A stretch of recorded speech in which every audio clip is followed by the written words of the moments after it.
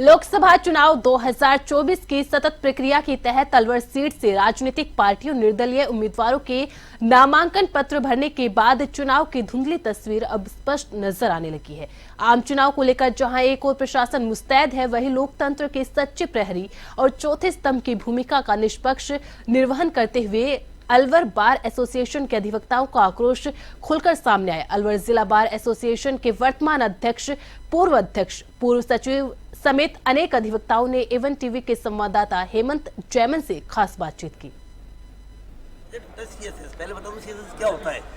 एक India government हर state को budget देती है, जो सीएम की मर्जी पर होता है। उस पैसे को चाहे 1 जिले में लगाए चाहे 32 जिले में लगाए। तो जब हमने रामेश जी के जरिए वहाँ से अप्रोच की, नो डाउट भूपेंद्र जी का सहयोग था, उन्होंने एक लेटर निकाला कि 47 करोड़ रुपए हम दे चुके राजस्थान गवर्नमेंट को।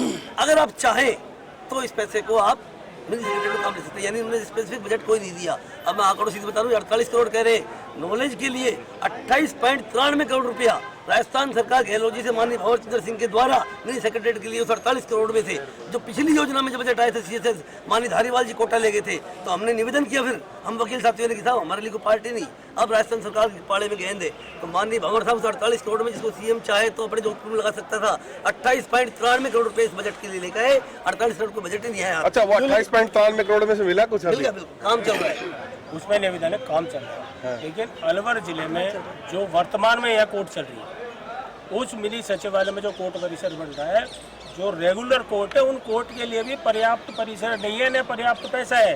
क्योंकि जब मिनी सचिवालय का प्रोजेक्ट आया था उस वक्त मैं ही अध्यक्ष था, 5 मंजिल बन ली थी न्यायालय प्रस्तावित।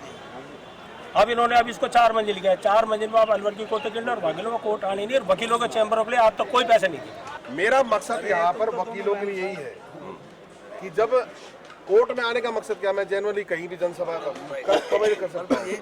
जब जो तबका सबसे एलीट वर्ग है, जो नॉलेज रखता है, जो दशा देता है इस संविधान को, लोकतंत्र को, शासन को, प्रशासन को, यदि वही उपेक्षित हो रहा है, उसकी बातों को दरकिनार किया जा रहा है, तो ऐसे शासन की क्या परिभाषा है। मेरा मकसद ये था, मैं इसलिए यहाँ पर आया। मेरे साथ हमारे धरने के 1 मिनट जी, आपका क्या कहना है इन बातों पर कि वकीलों के हकों की जो लड़ाई है वो आप यही रहिए, वकीलों के हकों की जो बात चल रही है उस पर क्या कहना है आपका? क्या सभी सरकारें जिस तरह से कर रही हैं, ये शासन चलेगा?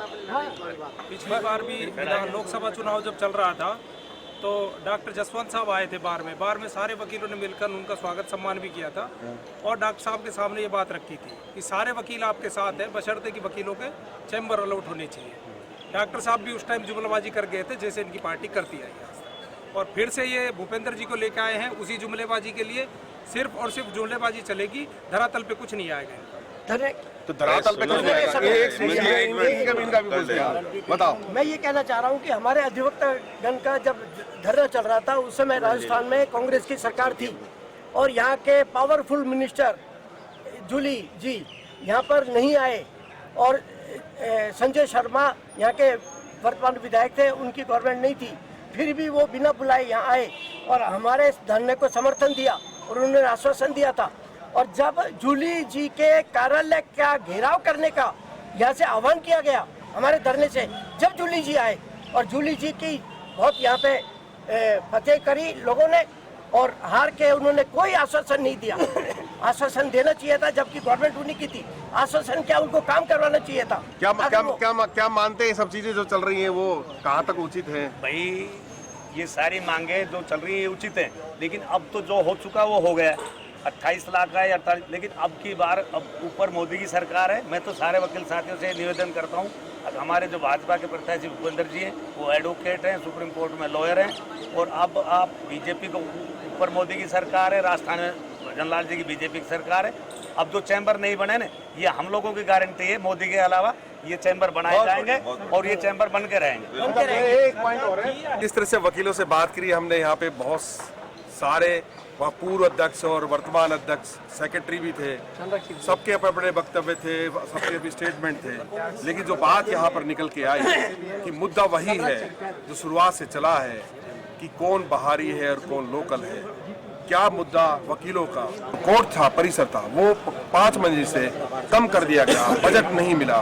ये सब पीड़ाएं इन वकीलों की है और इन वकीलों की पीड़ाओं के लिए जो राजनीतिक रसूखदार लोग हैं, जिनके पास सत्ता है, वो चाहे डबल इंजन की सरकार हो या ट्रिपल इंजन की सरकार हो, जब मंसूबे पूरे नहीं होंगे तो आक्रोश जरूर निकल के आता है। और ये पूरे नहीं हो रहे हैं तो उस गारंटी का क्या करेंगे तो मोदी सरकार और अन्य पार्टियां। मेरे साथी गिरिराज के साथ,